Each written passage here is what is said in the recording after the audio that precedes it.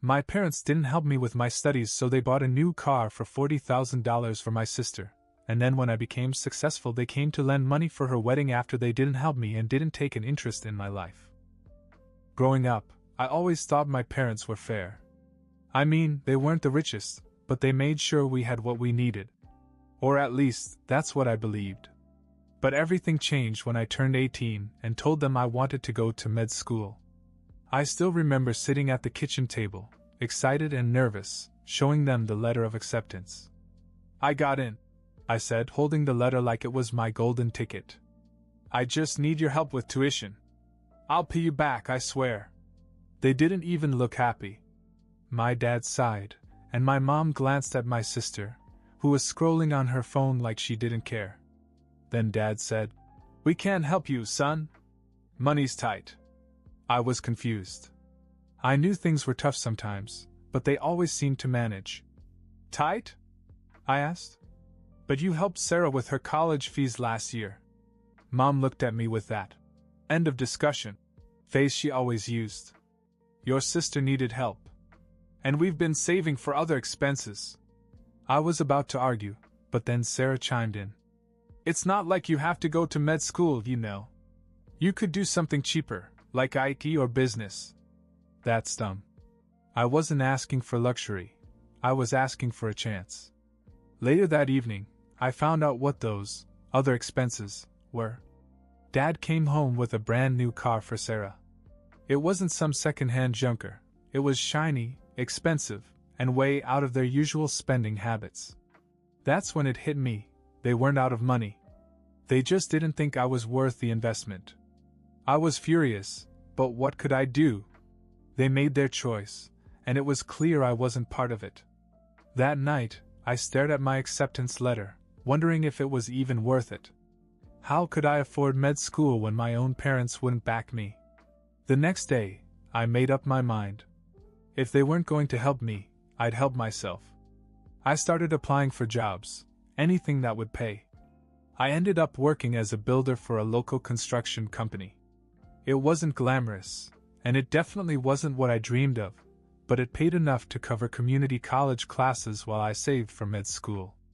The first day on the job was brutal. I wasn't used to that kind of labor, carrying heavy bricks, mixing cement, working under the scorching sun. My hands were covered in blisters by the end of the shift, and I could barely move the next morning. But I didn't complain. I couldn't. Every ache and bruise reminded me why I was doing this. I wasn't just building houses. I was building a future. Meanwhile, my parents and Sarah acted like everything was normal. Dad would boast about Sarah's new car to the neighbors, and Mom kept asking me when I was going to get serious about a career.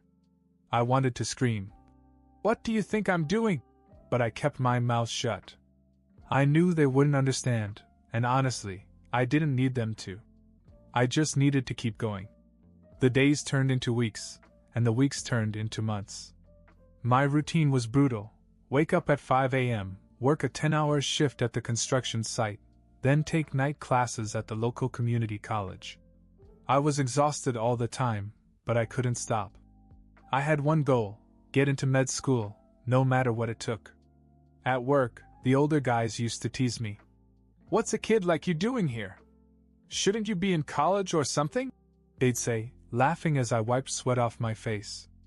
"I'm working my way there," I'd tell them, and that usually shut them up. But it wasn't just the work that was hard. It was going home every night and seeing Sarah living her best life. She'd park her shiny new car in the driveway, talk about how easy her classes were, and complain about how boring her weekends were. Meanwhile, I was breaking my back to afford a single semester.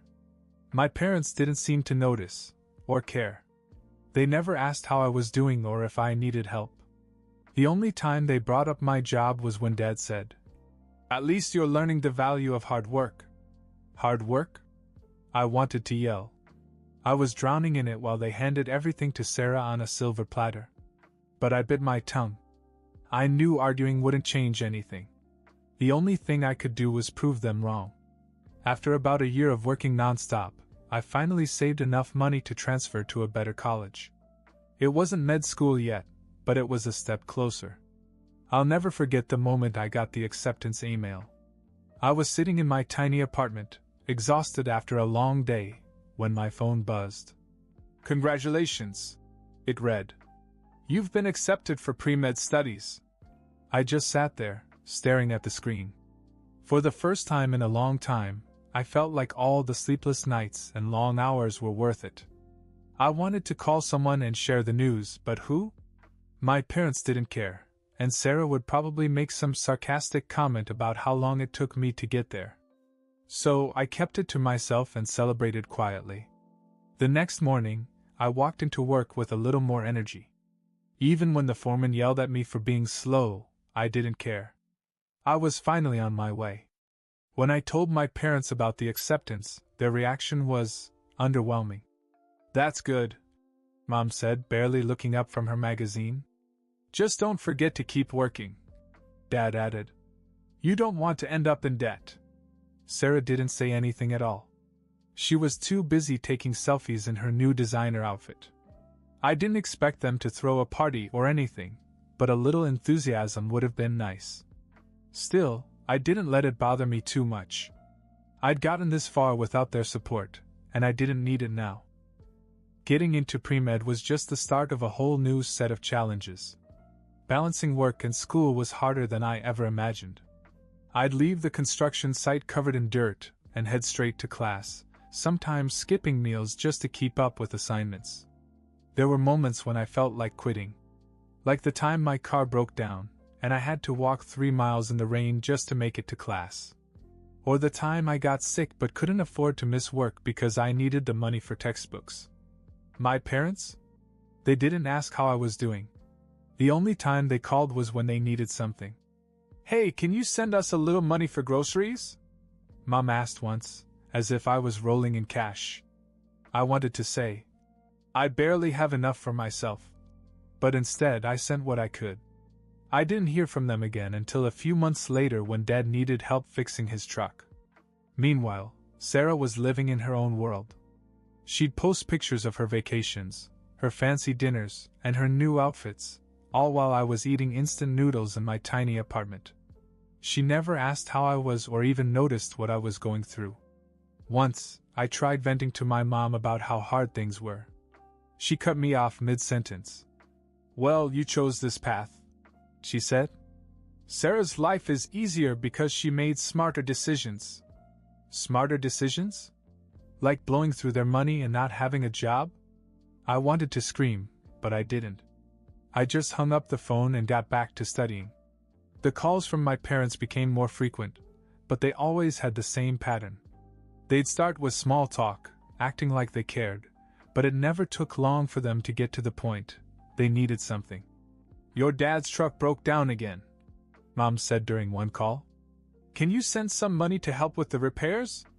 I was in the middle of finals and hadn't slept in 2 days. I was broke, exhausted, and barely keeping it together. "Mom, I don't have extra money right now," I said. Her tone changed immediately. "Well, you can't expect us to handle everything by ourselves," she snapped. "Your sister's busy with work and can't help either." That was the part that pushed me over the edge. Sarah was too busy? Busy with what? Posting pictures of her new shoes? Booking spa appointments? I started avoiding their calls after that. Every time the phone rang, it felt like another reminder that I was only useful to them when they needed something. Meanwhile, the pressure at school was building. I failed a major exam because I couldn't focus. I started falling behind on assignments, and had to cut back on work hours just to catch up. That meant even less money, and I was barely scraping by as it was. One night, I sat in my apartment staring at my bills, wondering if I could keep going. It felt like the whole world was stacked against me. But then I remembered why I started this journey in the first place. I wasn't doing this for my parents or Sarah. I was doing it for me. After that moment of clarity, I pushed myself harder than ever. I stopped answering calls from my parents altogether. I didn't have the time or energy to deal with their constant demands, especially when I knew they didn't really care about me. I focused on what I could control, my studies. I spent every spare second in the library, taking notes, reading textbooks, and practicing for exams. Slowly, I started catching up. My grades improved, and for the first time in years, I felt like I was making real progress. But life had other plans. During one of my shifts at the construction site, I slipped while carrying a heavy beam and twisted my ankle badly. I couldn't walk properly for weeks, let alone work. My paycheck barely covered rent that month, and I had to dip into what little savings I'd managed to build. When I called my parents to let them know what had happened, hoping for at least some sympathy, all I got was indifference. "Oh, that's too bad," Mom said, not even trying to sound concerned. "By the way, your sister's thinking about getting a new car. She was wondering if you could help her find a good deal." I couldn't believe it. "Did you hear what I just said? I can't even walk, and you're talking about Sarah's car? Well, we just thought you'd know more about those things," she said dismissively. That was it. I hung up and didn't call them again for months. The months of silence from my parents were honestly a relief. Without their constant calls and demands, I could finally focus on myself. My ankle healed, I returned to work, and eventually, I saved up enough to finish my pre-med studies and apply to med school. When I got my acceptance letter, it felt surreal. After years of struggle, I was finally on the path I dreamed of since I was a kid. I sat alone in my tiny apartment, reading the letter over and over, letting the reality sink in. I didn't tell my parents right away. What was the point? They'd only find a way to bring it back to Sarah or ask for something. Instead, I threw myself into med school. It was even harder than I expected, but I didn't care. I made it this far, and I wasn't going to stop now. The long hours, the sleepless nights, the constant pressure, it was all worth it because I knew I was building something for myself. Every now and then, I'd hear from Sarah through social media. She was still living her carefree life, posting pictures of vacations, fancy dinners, and endless shopping sprees. Part of me resented her, but I also knew she'd never been pushed to do more. Mom and Dad had always given her everything, so why would she change? As for my parents, they'd stopped calling altogether. At first, it stung, but over time, I realized I didn't miss their calls. I didn't miss the guilt trips or the endless comparisons to Sarah. For once, I felt free. It had been months since I'd heard from my parents. I figured they'd moved on, maybe too busy with Sarah or whatever. Then, one evening, my phone rang. It was Mom. At first, I thought something serious might have happened. Why else would she call me now? I picked up, and she sounded unusually cheerful. "Hey, honey! How are you doing? We've missed you so much." I wasn't buying it. Mom didn't call just to catch up. "What's going on?" I asked. She hesitated for a moment, then said, "Well, Sarah's wedding is coming up, and things are a little tight financially. We thought since you're doing so well now, you could help out a bit." I just sat there for a second, stunned. After all those years of struggling, the first time they call me, it's to ask for money, for Sarah's wedding, of all things. "You're serious?" I said. "You wouldn't even help me pay for school, and now you want me to pay for her wedding?" Mom sighed, like I was the one being difficult. "It's not like that. You're successful now, and it's your sister's big day. We just need a little help." I couldn't hold it in anymore. "Are you kidding me? I worked my ass off for years with no help from anyone, especially not you. And now you expect me to just give you money? No way." Her tone shifted immediately. "I didn't realize you were so selfish," she snapped. That was it. I hung up. I didn't have the energy to argue. After that call, I didn't hear from Mom for a while. Honestly, I was fine with that. I didn't need the stress, and I definitely didn't need to keep rehashing the same argument about why I wasn't willing to help. But a couple of weeks later, I got a message from Sarah. It was short and to the point. "Can you at least think about helping? This is important to me." I didn't reply. What was I supposed to say?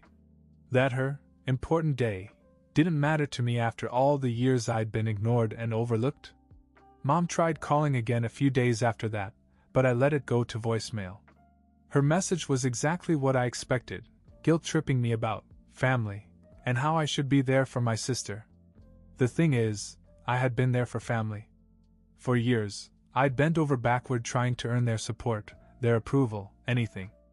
But it was never enough. Sarah was always the priority, no matter what. One night I sat in my apartment, thinking about everything.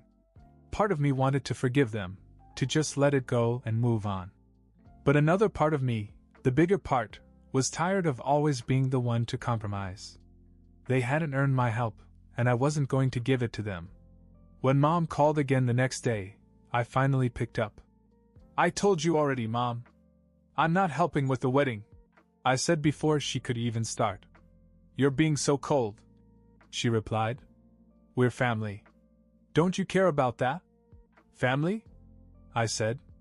"Where was family when I needed help? You had money for Sarah's car, for her college, but nothing for me. Now you want me to bail you out?" "No." Mom didn't have much to say after that. She just sighed and hung up. A few days later, Sarah called me herself. I almost didn't pick up, but I figured it was better to deal with it directly than to keep ignoring it. "Hey," she started, her voice way too sweet. "So I heard from Mom that you're not helping with the wedding. What's going on?" I couldn't believe her tone, like this was some minor misunderstanding. "What's going on?" I repeated. "Are you serious? You've been handed everything your whole life, Sarah. Everything. And now you expect me to pitch in for your big day when no one lifted a finger to help me?" She huffed, like she was the one being inconvenienced. "Look, I know things weren't easy for you, but it's not like I had it perfect either. And this is my wedding, okay? It's not just for me, it's for the family." I laughed bitterly. "The family? You mean the same family that didn't care when I was working 12-hour shifts just to pay for classes? The same family that bought you a car while I couldn't even afford bus fare? Spare me, Sarah." She got defensive. "I didn't ask for the car. And maybe if you weren't so bitter all the time, things would have been different. That was it." "You're unbelievable," I said. "You've never taken responsibility for anything in your life. I'm done with this conversation." I hung up and turned my phone off for the rest of the day. After that argument with Sarah, I didn't hear from her or my parents for a while. I thought maybe they'd finally gotten the message. But part of me knew it wasn't over yet. Then one day, Mom showed up at my apartment. I wasn't expecting her, and when I opened the door, she looked like she'd been crying. "Can we talk?" she asked. I let her in, but I wasn't about to let her guilt-trip me again. She sat down on the couch and started right away. "You know your sister isn't perfect, but she's still your sister. Family is supposed to support each other." I leaned against the wall, crossing my arms. "Mom, I've been supporting myself my whole life. Where was this family support when I needed it?" She started with the excuses I'd heard a million times before. "We were doing the best we could. Things were tight back then." "Stop," I interrupted. "You weren't doing your best. You made choices. You chose to help Sarah and leave me to figure it out on my own. And I did. But don't come to me now, years later, asking for favors like nothing happened." Her face fell, and for a moment, I thought she might actually understand. But then she said, "I just don't understand how you can turn your back on your own sister." I couldn't believe it. "I'm not turning my back on her," I said. "I'm setting boundaries. There's a difference. And honestly, it's about time someone in this family did." She didn't stay much longer after that. When she left, I felt a mix of relief and anger. Relief that I stood my ground, but anger that she still didn't get it. After that visit, I didn't hear from Mom, Sarah, or anyone else for weeks. The silence was loud, but it didn't bother me as much as I thought it would. I kept focusing on my work, my patience, and the life I'd built for myself. One day, I got a text from Sarah. It was just a picture from her wedding, a big, extravagant affair with smiling faces, a fancy venue, and her in a dress that probably cost more than my first car. The caption said, "Wish you could have been there. Still love you, though. I didn't respond. I stared at it for a while, though. Not because I felt guilty, but because it reminded me of how little they'd ever really understood me. A few weeks later, I got another call. This time, it was Dad. I almost ignored it but decided to pick up. "Hey," he said, his voice quieter than usual. "I just wanted to say that I wish things hadn't gone this way. We didn't mean to make you feel like you didn't matter." I waited, thinking there was a but coming. And of course, there was. "But your sister needed us, and we did what we thought was best at the time." I sighed. "Dad, I don't hate you or Mom or Sarah. I just need space. I worked hard to get here, and I can't keep pretending like the past didn't happen." He was quiet for a moment, then said, "I get it. I really do. I just hope one day we can all be close again." "Maybe," I said. "But it's going to take time." I hung up, feeling a strange sense of closure. For the first time, I felt like I didn't need their validation anymore. I'd made it on my own, and that was enough.